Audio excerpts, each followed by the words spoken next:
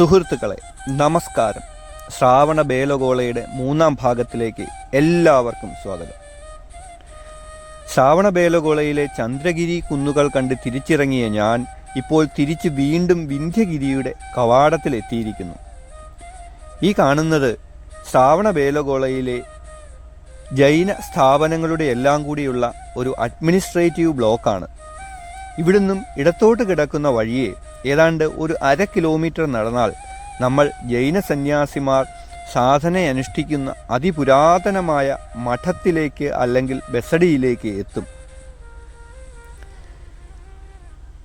ഇതിനിടയ്ക്കൊന്ന് പറഞ്ഞോട്ടെ, ഞാൻ ഇന്നലെ കണ്ട ഗോമതേശ്വരനെ അഥവാ ബാഹുബലിയെ ഇപ്പം ഒന്നുകൂടി ഈ കുന്നു കയറി പോയി കണ്ടിരുന്നു. തിരിച്ചിറങ്ങിയപ്പം നല്ല മഴ പെയ്തു. കുറച്ചു നേരം അവിടെ ഒരു ബസഡിയിൽ കയറി നിന്നു. മഴ കുറഞ്ഞപ്പം തിരിച്ചിറങ്ങി. ഇപ്പോഴും ചെറിയ ചാറ്റുമഴയുണ്ട്. കുട പിടിച്ചാണ് നടക്കുന്നത്. ഇവിടെ ഈ നേരെ കാണുന്നതാണ് ജൈനമഠം. അതിനു മുൻപ് വീഡിയോകളിൽ സൂചിപ്പിച്ചിരുന്നത് പോലെ മാരസിംഹന്റെ ഒരു മാനസ്തംഭം തലയുയർത്തി നിൽപ്പുണ്ട്. വലതുഭാഗത്തായിട്ടാണ് 24 തീർത്ഥങ്കരന്മാരുടെയും പ്രതിഷ്ഠയുള്ള മനോഹരമായ ഭണ്ഡാര ബസഡി എന്ന വലിയ ക്ഷേത്രമുള്ളത്. ഇതിൻ്റെ രണ്ടിൻ്റെയും മുന്നിലായി വലിയൊരു ഓഡിറ്റോറിയവുമുണ്ട്. ഇവിടെ ഈ മഠത്തിൽ വലിയ തിരക്കൊന്നും കാണുന്നില്ല. നമുക്ക് ഇതിനകത്തൊക്കെ ഒന്ന് കയറി നോക്കാം.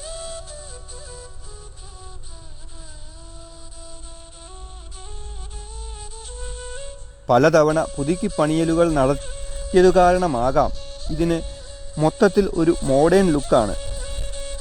2 നിലകളുള്ള ഇതിൻ്റെ മേൽക്കൂര ഗ്ലാസ് കൊണ്ടുണ്ടാക്കിയതാണ്. ഇവിടെയും കുറേ പ്രതിഷ്ഠകളുണ്ട്. കൂടാതെ ഈ നടുത്തളത്തിൽ തടി കൊണ്ടുള്ള പല രൂപങ്ങളും ഉണ്ടാക്കി വച്ചിട്ടുമുണ്ട്. ഭിത്തികളിലും മറ്റും ധാരാളം കൊത്തുപണികളോട് കൂടിയ രൂപങ്ങൾ കാണുന്നുണ്ട്. മച്ചിലും ഭിത്തിയിലും പുരാതനമായ ചുവർച്ചിത്രങ്ങൾ കൊണ്ട് നിറഞ്ഞിരിക്കുകയാണ്. 12-ാം നൂറ്റാണ്ടിൻ്റെ മധ്യത്തിൽ വരച്ചിട്ടുള്ളവയാണിതെല്ലാം. അതിപുരാതനമായ ജൈന കൃതികളിൽ പറഞ്ഞിട്ടുള്ള ജൈന ഇതിഹാസങ്ങളും ജൈനമത തത്വങ്ങളും മറ്റുമാണ് ഇവിടെ ഈ ചിത്രീകരിച്ചിരിക്കുന്നത്.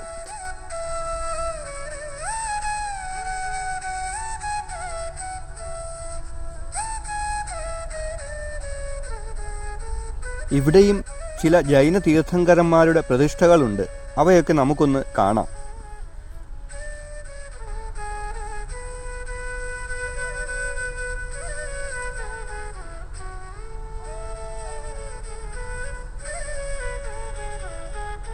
ഇത് സ്വർണം കൊണ്ടുണ്ടാക്കിയ കിരീടം പോലുള്ള മനോഹരമായ എന്തോ ഒരു സാധനമാണ്. എന്താണ് എന്ന് കൃത്യമായി പറയാൻ എനിക്കറിയില്ല. ഇതുപോലെ ഒന്നാണ് മിക്കവാറും ജൈന തീർത്ഥങ്കരന്മാരുടെ തലയ്ക്ക് മുകളിലായി കുട പോലെ ഇങ്ങനെ പിടിച്ച് പല സ്ഥലത്തും കണ്ടിരിക്കുന്നത്.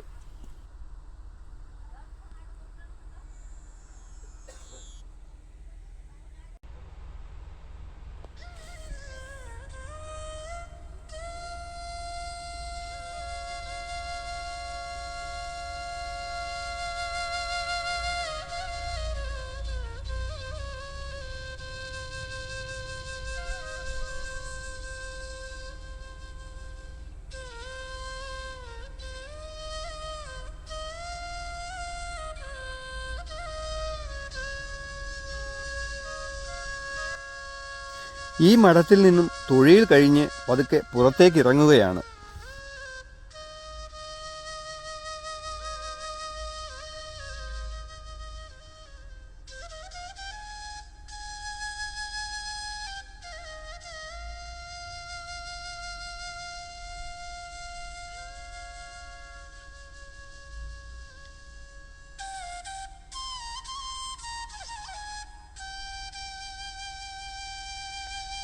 ഇനി നമ്മൾ ഇതിന് തൊട്ടടുത്ത് തന്നെയുള്ള ഭണ്ഡാര ബസഡി എന്ന് വിളിക്കുന്ന 24 ജൈന തീർത്ഥങ്കരന്മാരുടെയും പ്രതിഷ്ഠയുള്ള വലിയൊരു ക്ഷേത്രത്തിലേക്കാണ് പോകുന്നത്.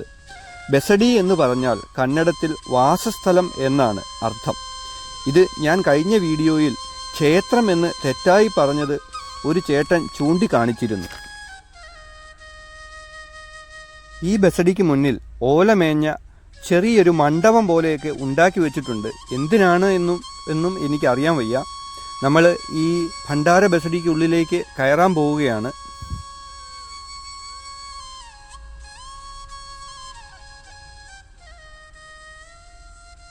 ഇതുവരെ ശ്രാവണ ബലഗോളയിൽ കണ്ടതിൽ വെച്ച് ഏറ്റവും വലിയ ബസഡിയായിട്ടാണ് ഇത് എനിക്ക് തോന്നുന്നത്.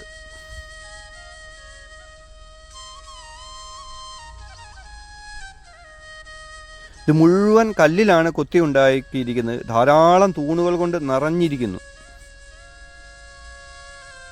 ഈ ക്ഷേത്രത്തിന് ചുറ്റുമായി ഏതാണ്ട് 20 അടിയെങ്കിലും പൊക്കമുള്ള വലിയൊരു മതിൽ പണിതിട്ടുണ്ട്. ഇവിടെയും ബാഹുബലിയുടെ വലിയൊരു പ്രതിമ നമുക്ക് കാണാം. അതിപുരാതനമായ ഈ ക്ഷേത്രത്തിന് ചുറ്റും കൂടി ഒരു പ്രദക്ഷിണം വെച്ചതിന് ശേഷം മാത്രമേ ഞാൻ ഇതിനകത്തോട്ട് തൊഴാനായി കയറുന്നുള്ളൂ. അപ്പോൾ നമുക്ക് പതുക്കെ ഇതിനൊന്ന് പ്രദക്ഷിണം വയ്ക്കാം. വലിയൊരു പ്രദേശത്താണ് ഈ ക്ഷേത്രം ഇരിക്കുന്നത്. ഇവിടെയും ഒരു സ്തംഭമൊക്കെ കാണുന്നുണ്ട്. എന്തൊക്കെയോ എഴുത്തുകളൊക്കെയുള്ള അതിപുരാതനമായ ഒരു ശിലാലിഖിതം.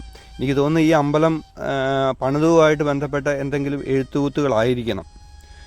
ഈ ക്ഷേത്രത്തിൻ്റെ ഭിത്തിയിൽ ഈ ഗ്ലാസ് ഇട്ട് ഫ്രെയിം ചെയ്ത് വെച്ചിരിക്കുന്നതായിട്ട് നിങ്ങൾ ഈ കാണുന്നത് വളരെ മനോഹരമായിട്ട് കളറടിച്ച് പെയിൻറ്റ് ചെയ്ത് പ്ലാസ്റ്റർ ഓഫ് പാരീസിൽ മറ്റോ ഉണ്ടാക്കിയിട്ട് അത് കളർ ചെയ്ത് എംബോസ് ചെയ്താണ് ഗ്ലാസ് ഇട്ട് ഫ്രെയിം ചെയ്ത് വെച്ചിരിക്കുന്നത്. അതിൻ്റെ സൈഡിൽ അത് എന്തൊക്കെയാണ് അവിടെ ചെയ്ത് വെച്ചിരിക്കുന്നത് ആ പടത്തിലെന്നുള്ളത് എഴുതിയും വെച്ചിട്ടുണ്ട്. ഇത് ബാഹുബലിയുടെ പൂർണ്ണമായിട്ടുള്ള ജീവചരിത്രവും അതുപോലെ തന്നെ ഈ ചാവുണ്ടരായർ വിന്ധ്യഗിരി കുന്നുകളിൽ ബാഹുബലിയുടെ ആ പ്രതിമ ഉണ്ടാക്കിയതുമായിട്ട് ബന്ധപ്പെട്ട കഥയും അത് ഉണ്ടാക്കാനായിട്ടുള്ള കാരണം എന്താണ് എന്നുള്ള കഥയും ഒക്കെയാണ് എഴുതി വെച്ചിരിക്കുന്നത്. ബാഹുബലിയുടെ ജനനം മുതൽ അദ്ദേഹം മോക്ഷം പ്രാപിച്ച ആ സമയം വരെയുള്ള എല്ലാ സംഭവങ്ങളും ഇതുപോലെ എംബോസ് ചെയ്ത് കളറടിച്ച് നല്ല ഭംഗിയായിട്ട് ഇവിടെ എഴുതി വെച്ചിട്ടുണ്ട്. അതുപോലെ തന്നെ പടം വരച്ചും വെച്ചിട്ടുണ്ട്. ഹിന്ദിയിലും കന്നഡത്തിലുമാണ് ഇത് വിശദീകരിച്ച് എഴുതിയിരിക്കുന്നത്. ഇത് കുറേയൊക്കെ ഞാൻ വായിച്ചു, പക്ഷേ ഇത് മുഴുവനും വായിച്ച് നിങ്ങൾക്ക് വിശദീകരിച്ച് തരാനുള്ള സമയമില്ല. ഇന്ന് തന്നെ എനിക്ക് ഇവിടുന്ന് പോകണം. ഇപ്പോൾ തന്നെ സമയം 4 മണിയോളം ആയി. എനിക്ക് ഇന്ന് തന്നെ ഇവിടുന്ന് പോയി ഇവിടുന്ന് അടുത്ത സ്ഥലത്തേക്ക് പോകേണ്ടതാണ്. അതുകൊണ്ട് നമുക്ക് കുറച്ചൊന്ന് സ്പീഡപ്പ് ആക്കുകയാണ്.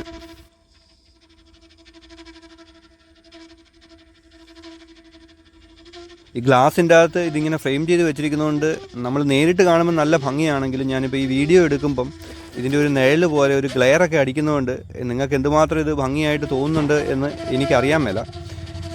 ബാഹുബലിയുടെ കഥ കൂടാതെ ജൈന തീർത്ഥങ്കരന്മാരെക്കുറിച്ചും അതുപോലെ ജൈന ഐഡിയോളജിയെക്കുറിച്ചും എന്താണ് ജൈനമതം എന്നുള്ളതിനെക്കുറിച്ചും ഒക്കെ ഇവിടെ വളരെ വിശദമായി ചിത്രീകരിച്ചും എഴുതിയും ഈ ഭിത്തിയിൽ വെച്ചിട്ടുണ്ട്. ഇത് കുറേ അധികമുണ്ട് കേട്ടോ ഇതിന് ചുറ്റുമായിട്ട്.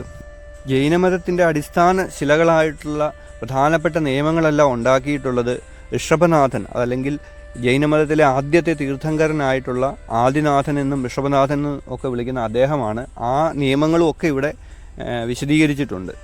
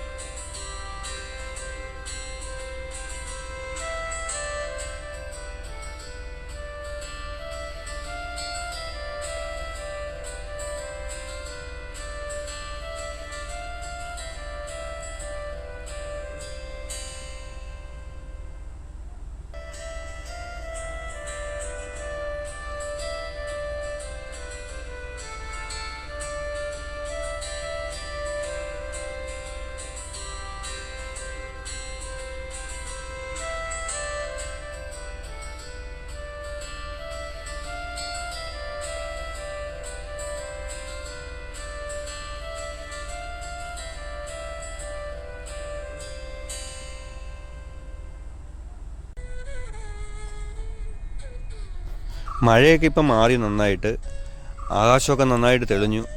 ചെറിയ ഒരു പൊടിച്ചിലുണ്ട്. ആകാശം കാണാൻ നല്ല രസമുണ്ട്, നല്ല ഭംഗി, നല്ല അടിപൊളിയാണ് ആകാശമൊക്കെ കാണാനായിട്ട്, നല്ല നീല കളറിൽ.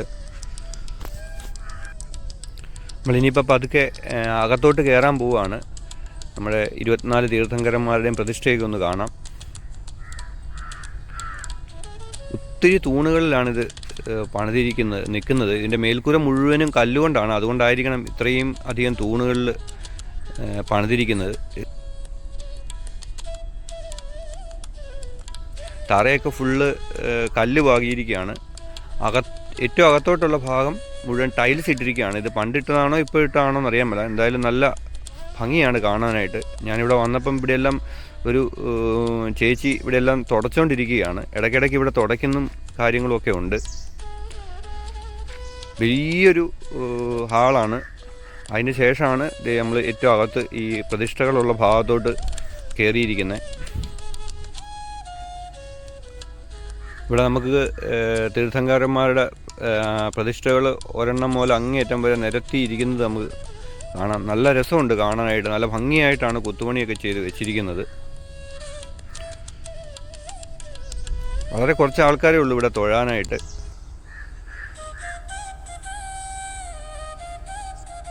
ഈ അമ്പലം കണ്ടിറങ്ങുന്നതോടുകൂടി നമ്മുടെ ശ്രവണ ബലഗോളയിലെ കാഴ്ചകൾ ഏതാണ്ട് പൂർണ്ണമായിരിക്കുന്നു. എല്ലാവർക്കും വീഡിയോ എല്ലാം ഇഷ്ടമായെന്ന് കരുതുന്നു.